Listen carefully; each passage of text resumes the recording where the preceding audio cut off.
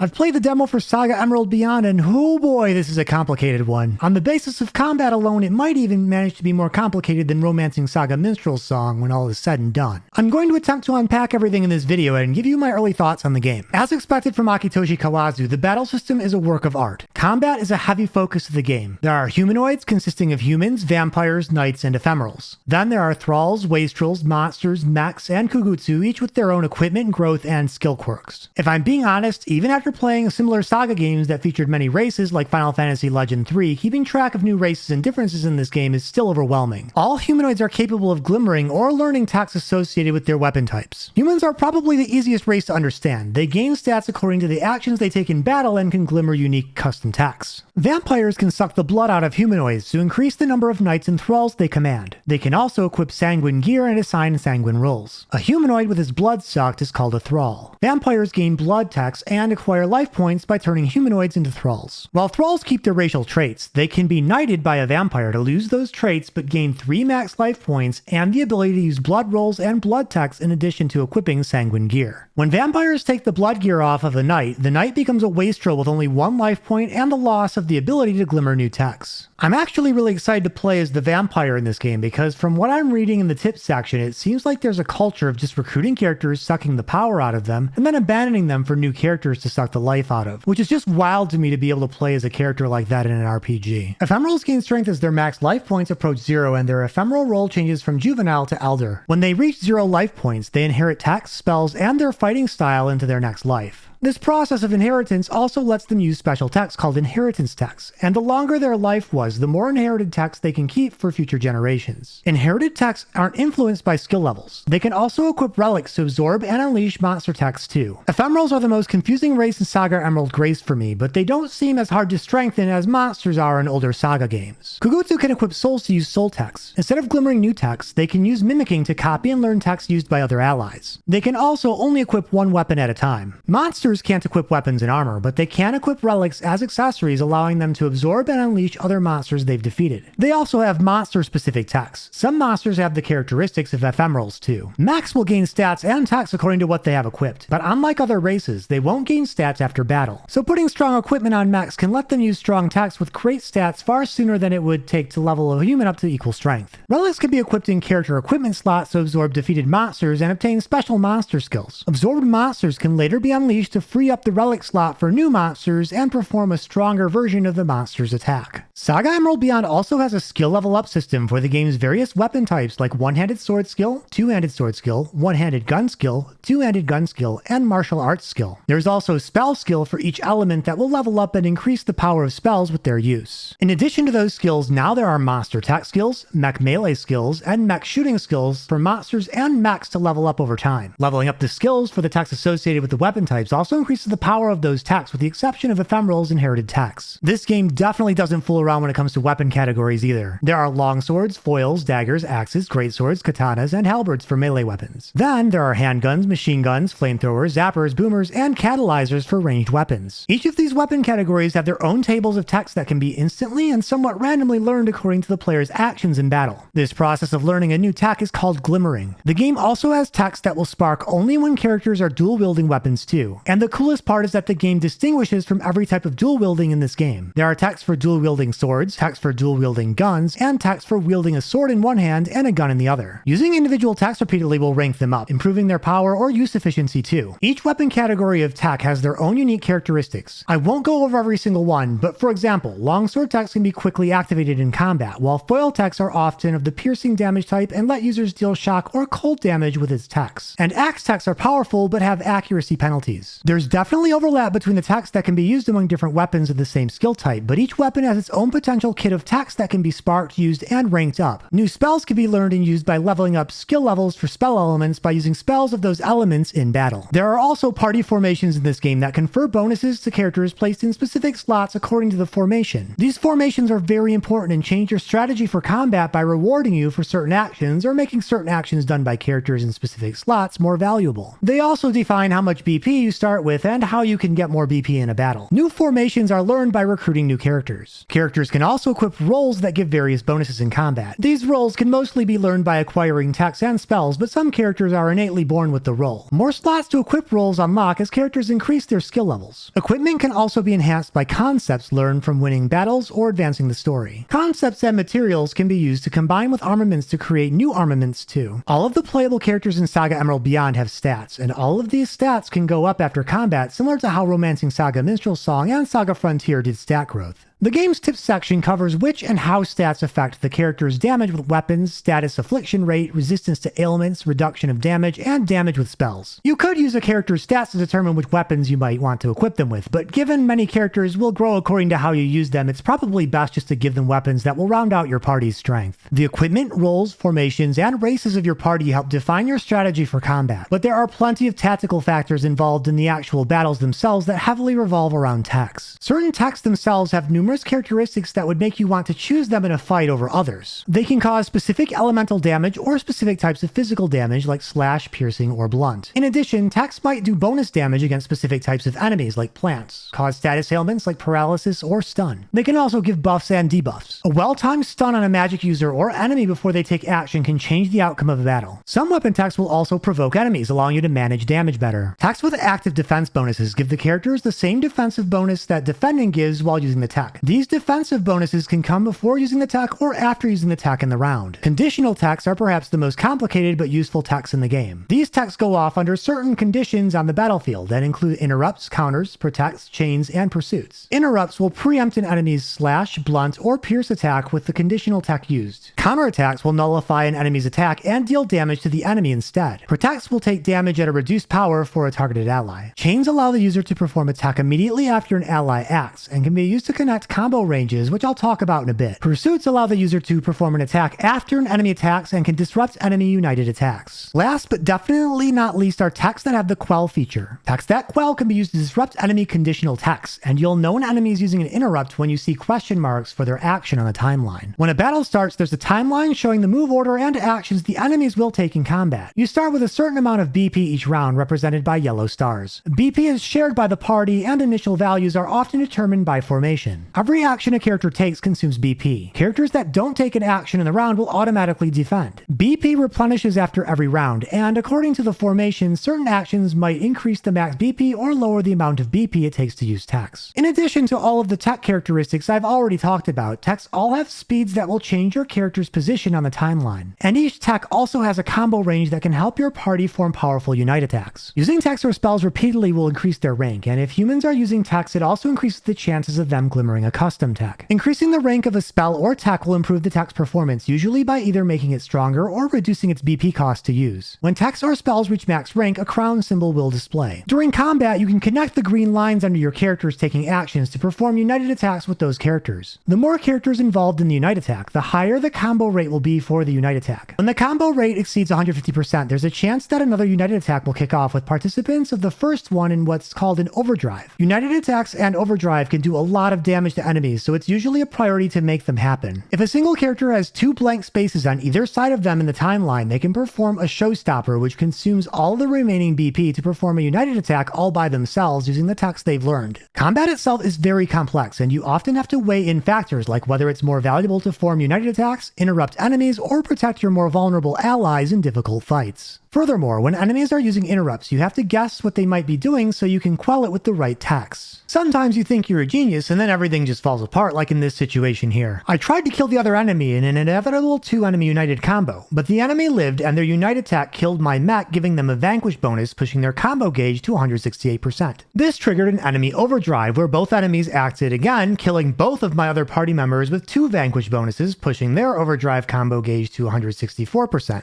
Then, another overdrive triggered off of that overdrive, giving both enemies a 3rd turn and leaving my monster nearly dead. By the way, when this happened, I totally didn't understand anything that was going on. But analyzing it now for this video, I realized it was a combination of poor strategy on my part and bad luck that the enemy was able to trigger 2 overdrives in a row. That was terrible for sure, but I was able to do something similarly cool in this situation where killing an enemy gave me a combo bonus that helped continue my own united attack in an overdrive that ended the fight. Getting a combo rate of 200% or higher does guarantee that you get an overdrive attack. In other complex circumstances, you might try to quell an enemy's interrupt only to trigger their interrupt instead, since your quell was of the attack type to be interrupted. You can also purposely trigger an enemy's interrupt with one character while you set another character up to interrupt the enemy's interruption, which feels extremely satisfying and big-brained when you can pull it off. Getting wiped will cost your party 1 life point, but you can reattempt most fights while keeping the growths you've obtained before losing. When you reattempt, you also get a higher combo rate. This means you'll at least keep the techs you've sparked in your failed attempt, and a higher combo rate will help achieve overdrives that can make the difference in a new attempt. When a character's life points reach 0, they won't be able to participate in combat until they've recovered the life points from resting outside of combat. Changing worlds will also recover all party members' life points. The value of any action in this game largely depends on which formation you're using and how the enemy turns are lined up. Using Diva number 5's default formation Coalescence means you start the first round of combat with 4 BP, and every round will add an additional BP to that, up to a max of 10. Any character involved in a Unite combo will be able to use techs at a 1 BP discount on the next round. So it might be best to try to use as many connected 1 BP techs on the first round as possible to give participants in the combo the discount for the second round, in which they'll have 5 BP to work with. The real kicker to SaGa Emerald Beyond's combat system is that enemies can do everything you can in battle, so it can become just as important to disrupt enemies from forming united attacks, casting strong spells, or performing tricky showstoppers as it is for your party to utilize them. So yeah, the battle system in this game is amazing and I love it. You're also encouraged to challenge yourself in this game, since your chances of gaining stats, glimmering new techs, and leveling up skills is higher when fighting stronger battles. SaGa Emerald Beyond also clearly describes how battle rank affects the game in the tips section, and seeing as how the max battle rank doubles rewards, I'll be racing to the top and fighting the hardest battles I can access. So the combat system is awesome, but what about the rest of the game? I played the demo on PC, which allows you to begin as the mech songstress Diva number 5. After a fair bit of narration, you begin the game in the Junction, which is the game's network hub where you can access the other worlds. The first world is forced, but after the first world you can choose from a subset of other worlds to go to next. Although the first world is a forced visit, there are at least 3 different exclusive routes to clear the world with different rewards for each method chosen. This already creates 3 different possibilities before even choosing which world to do second. After the first world, you finally get to choose where to go next. Whatever you don't choose will either have to wait for a new playthrough with the same character or visit with a different character on a new playthrough. It's obvious that this is a game designed to be played through multiple times, even with the same character. The game does have a crafting system, a trading system, and a training system where experienced characters can train up inexperienced characters. An NPC named Mr. S introduces the training system and a trials feature that lets players choose goals to achieve in battle to win items. All of the game's protagonists also have special features that separate them from all the rest of the characters in the game, which I won't talk about because I think it's best for those things to just be discovered. Diva did give me great Saga Frontier vibes with T260G though. There are also things I don't know, like everything about cats in the game, but I'll leave that for when I play the game as Ameya.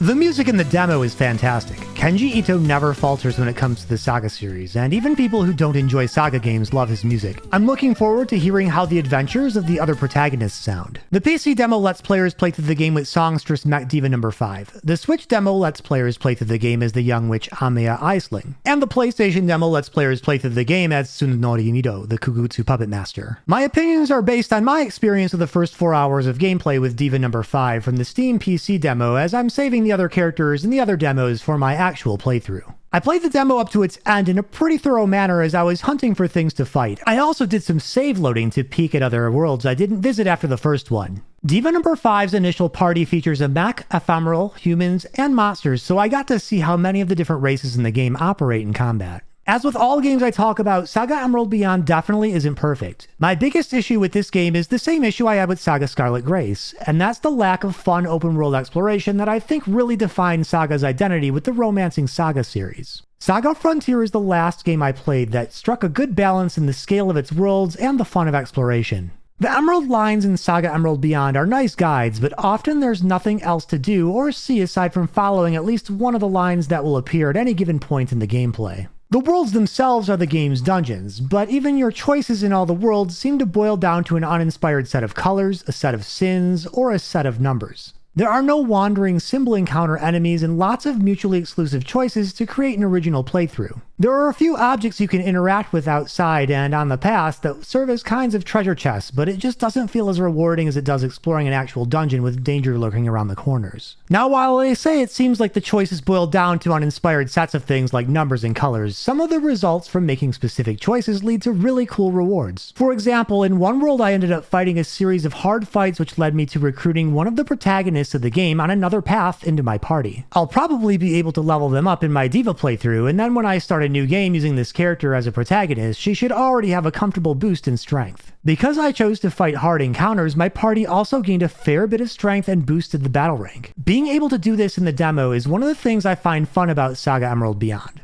To the game's credit, there's a lot more variety in the aesthetics of the game's worlds than there were in SaGa Scarlet Grace's 4 provinces, which already make the game more interesting in my opinion. I love this game's combat system, but even an easy fight is definitely a lengthier affair than combat is in most other RPGs, and that might bother people who aren't me. The combat and text look gorgeous though. The character and enemy designs are appropriately eccentric and interesting. Some of the characters seem to blur the lines between races with relics, and I think there will be a fair amount of originality between how characters of the same race perform in combat too, based on what I've seen. The voiceovers don't sound like the same actors you hear in all the other games, which is refreshing. I feel rewarded after completing challenging battles as part of the game's story, even if 4 hours of demo isn't enough to talk in detail about the story. I don't have any expectations when it comes to any of this game's stories, by the way. The demo also didn't give me a chance to try out magic either, but having been on the receiving end of enemy spells, I imagine it'll be pretty similar to how it was in SaGa Scarlet Grace. The game's tips section does a great job of clarifying most of the game's features for those patient enough to take the time to read it. I love what I played in the demo, and I can't wait to play this game. There are a lot of fun throwbacks to older SaGa games hidden in here, like tech names and even racial features. Giving the non-humanoid classes skill levels makes me a lot more excited to use monsters and mechs in this game as opposed to a lot of older SaGa games. Particularly, monsters in older SaGa games were overcomplex to the point where I had to refer to guides to use them, and I just decided not to use them most of the time. I love the revamped systems from SaGa Scarlet Grace, which already had one of the best turn-based combat systems ever. Of course, I play video games for their gameplay more than anything else, and I can tell from SaGa Emerald Beyond's demo that the game delivers in spades with its combat system alone. I was sold on the game after I completed the first world. You'll notice this video is like 90% combat system and 10% everything else, and that pretty much covers how I weigh the aspects of this game. The combat definitely leans more toward a puzzle strategy game than most RPG combat systems do. It's not a game for everyone. I would even say this probably isn't a game for most people, as its complexities and focus on its deep, challenging combat will probably confuse most players who are used to other RPGs into giving up even if they did try it. But let me tell you, if you do fall into that tiny niche I'm a part of, this game will hook you. Progress from the demos will carry over into the full games, so at best you can continue where you left off, and at worst, you know the game isn't for you. If anything I said sounds interesting, give the demo a whirl on your favorite platform. And if I've deterred you from playing the demo, I at least hope this video is interesting for you. For the first time in the SaGa series history, SaGa Emerald Beyond will release worldwide on April 25th, 2024 for the Switch, PC, PlayStation 4, PlayStation 5, iOS, and Android. Thank you for watching, and I'll see you next time.